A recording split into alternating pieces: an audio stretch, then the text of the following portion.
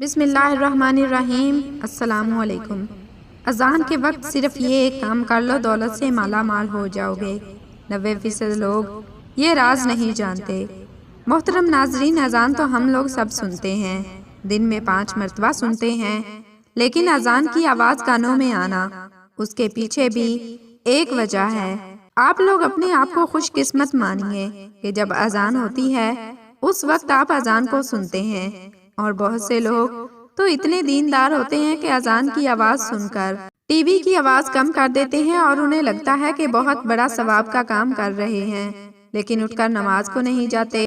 بہت سے لوگ اذان ہوتے وقت اپنے آپ کو کسی کام میں مشغول رکھتے ہیں، کسی سے باتیں کرتے رہتے ہیں، یا پھر اذان پر دھیان نہیں دیتے، یا پھر جو کام کر رہے ہوتے ہیں اسی میں ہی مگن رہتے ہیں۔ دوستو، اس سے آپ کی زندگی پر کیا فرق پڑتا ہے؟ اور اذان کے وقت میں کچھ ایسے کام ہیں جو آپ کر لیں گے تو آپ کی زندگی مالا مال ہو جائے گی۔ پورے دن میں صرف آپ لوگوں کو ایک چھوٹا سا کام کرنا ہے، جو ہم آپ کو آگے اس ویڈیو میں بتائیں گے۔ اس سے آپ لوگوں کی پوری زندگی بدل جائے گی۔ کچھ جگہ جہاں تک لکھا ہوا ہے کہ اگر بندہ اذان کے وقت میں سچے دل سے جو دعا مانگے تو اللہ اس کی دعا کو قبول فرما لیتا ہے۔ اب نہ جانے کتنے لوگ ایسے ہیں جو یہ نہیں جانتے کہ اذان کے وقت میں ہمیں کیا کرنا چاہیے۔ محترم ناظرین، ہم سب کو پتا ہے کہ اذان جیسے ہی ہوتی ہے، اگر ہم اذان کے ساتھ ساتھ اذان کو دہراتے ہیں، لیکن اس میں بھی بہت سے لوگ غلطی کر دیتے ہیں۔ اس کا صحیح طریقہ کیا ہے، یہ بھی ہم آپ کو آج بتائیں گے، اور یہ بھی بتائیں گے کہ اذان کو اگر ہم دہرا دیتے ہیں تو اس سے ہمیں کیا فائدہ حاصل ہوتا ہے۔ یہ سارے سوال ایک عام مسلمان کے ذہن میں آتے ہی ہوں گے، تو آئیے ناظرین، آج کی اس ویڈیو میں ہم آپ کو انہی سارے سوالوں کے جوابات دیں گے انشاءاللہ، اور ہم آپ لوگوں سے بات اتنا کہیں گے کہ یہ ویڈیو آپ لوگوں کی زندگی بدل سکتی ہے۔ اذان تو آپ لوگ روزانہ سنتے ہی ہوں گے، اگر آپ لوگ اذان کو صحیح طریقے سے دہرا لیں گے، جس کا طریقہ ہم آپ کو اس ویڈیو میں بتائیں گے، تو آپ لوگ جان لیجئے آپ کو کتنا فائدہ حاصل ہوگا۔ اذان کا مطلب ہے خبر دینا یا اعلان کرنا۔ اسلامی شریعت کی زبان میں اذان ان الفاظوں کو کہا جاتا ہے جس سے لوگوں کو خبر دی جاتی ہے کہ نماز کا وقت ہو چکا ہے، مسجد میں آئیں اور جماعت کے ساتھ نماز ادا کریں۔ فرض نمازوں کو ادا کرنے کے لیے اذان دینا سنت ہے۔ جس بستی سے اذان کی آواز آئے تو معلوم چل جاتا ہے کہ یہاں کے رہنے والوں میں مسلمان بھی ہیں۔ یہی وجہ ہے کہ سرکار یا صحابہ سب جہاد کے لیے مدینہ سے باہر تشریف لے جاتے تو جس بستی سے اذان کی آواز سنتے تو اندازہ لگا لیا کرتے تھے کہ یہاں مسلمان رہتے ہیں۔ حدیث پاک میں آتا ہے کہ رسول اللہ صلی اللہ علیہ وآلہ وسلم نے فرمایا، جب تم بلال کو اذان و اقامت کہتے سنا کرو تو جس طرح وہ کہتا ہے تم بھی کہو، اللہ تمہارے لیے ہر کلمے کے بدلے 1,00,000 نیکیاں لکھے گا، اور 1,000 درجات بلند فرمائے گا، اور 1,000 گناہ مٹا دے گا۔ یہ سن کر خواتین عرض کرنے لگیں، یا رسول اللہ صلی اللہ علیہ وسلم، یہ تو صرف عورتوں کے لیے ہے، مردوں کے لیے کیا ہے؟ تو آپ صلی اللہ علیہ وسلم نے فرمایا، مردوں کے لیے 2 گناہ ہے۔ محترم ناظرین، اب آج کل ہم خود یہ دیکھ رہے ہیں کہ ہم قدم قدم پر گناہ کر رہے ہیں۔ اگر اذان ہوتی ہے تو ہم اس کو صحیح طریقے سے دہرا لیتے ہیں تو عورتوں کو 1 کلمے کے بدلے 1,00,000 نیکیاں ملیں گی اور 1,000 درجات بلند ہوں گے، اور اگر 1,000 گناہ مٹا دیے جائیں گے اور مردوں کو اس کا 2 گنا ملے گا، تو سوچو جس وقت میں اذان ہوتی ہے اس وقت ہم کیا کھوتے ہیں۔ اذان کو دہرانے کے کچھ اور بھی فائدے ہیں، اور آپ لوگ دھیان سے سن لیجئے۔ محترم ناظرین، اذان کا جواب کیسے دیا جائے؟ واضح رہے کہ اذان در حقیقت نماز کے لیے اعلان ہے۔ اصل عبادت نماز ہے جو ہر عاقل اور بالغ مرد عورت پر فرض ہے، لہذا اذان سن کر نماز میں مشغول ہونا ہی اذان کا جواب دینا ہے، جو شرعاً واجب ہے، اور زبانی جواب دینا یعنی اذان کے الفاظ دہرانا مستحب ہے۔ نبی کریم صلی اللہ علیہ وسلم کا ارشاد ہے، 4 شخص بڑے سنگ دل اور بے رخے ہیں، وہ جو کھڑے ہو کر پیشاب کرے، وہ جو نماز سے فارغ ہونے سے پہلے اپنی پیشانی صاف کرے، وہ جو اذان سنے اور اس کا جواب نہ دے، وہ جو میرا ذکر سنے اور مجھ پر درود نہ بھیجے۔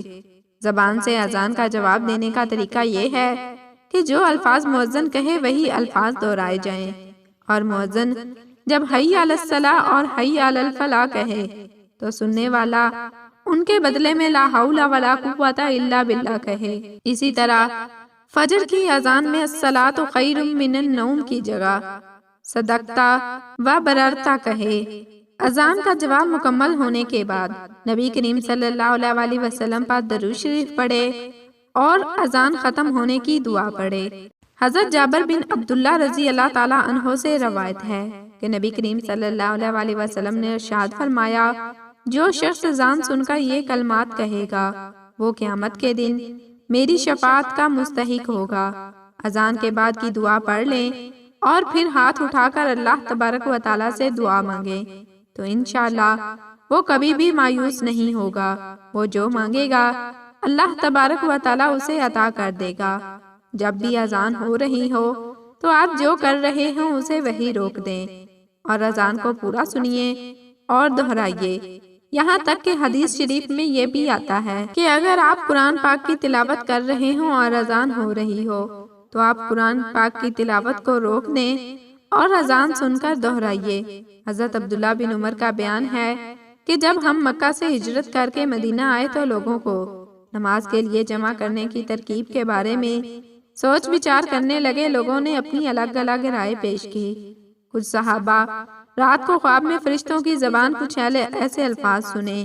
جب انہوں نے اللہ کے رسول سے بیان کیا تو آقا صلی اللہ علیہ وسلم بہت خوش ہوئے اور حضرت بلال کو بلا کر فرمایا، اب نماز کے وقت تم یہی الفاظ بلند آواز سے ادا کیا کرو۔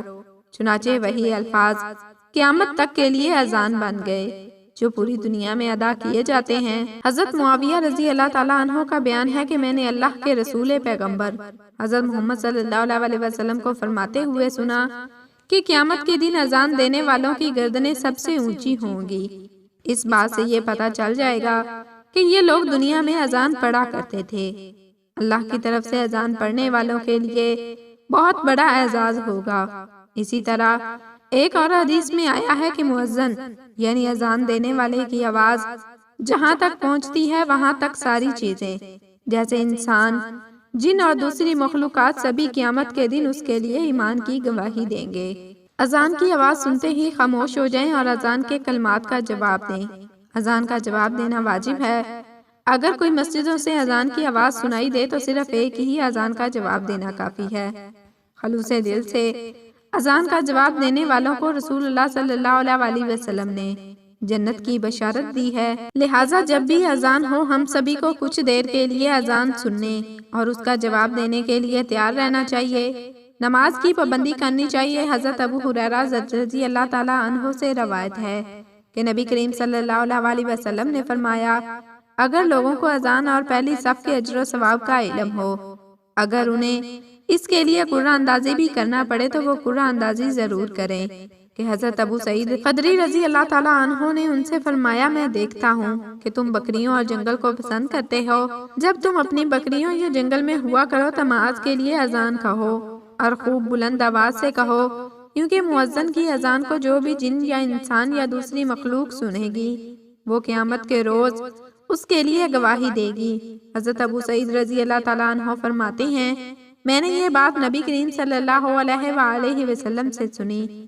یہ ویڈیو ہر اس شخص کے پاس پہنچنی چاہیے جو مسلمان ہے۔